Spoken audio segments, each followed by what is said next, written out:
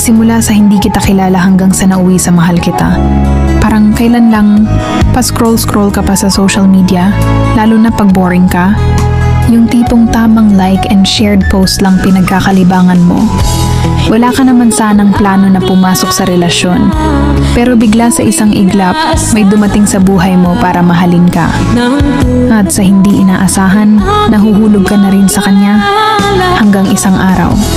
Yung akala mo magiging mag-isa, pero hindi pala, kasi may taong tatanggap sa'yo ng buo. Ang sarap nga naman magmahal kapag mas mahal ka. Ang sarap makontento kapag mas kontento sa'yo. Hahanap ka pa ba ng iba kung sobra-sobra na siya?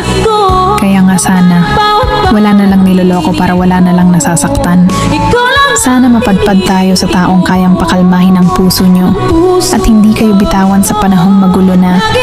Kasi sa totoo lang, iba yung saya pag nasa tamang tao ka na. Yung tipong kahit hindi mo siya palaging kasama o nakikita, alam mong hindi niya magagawang ipagpalit ka sa iba.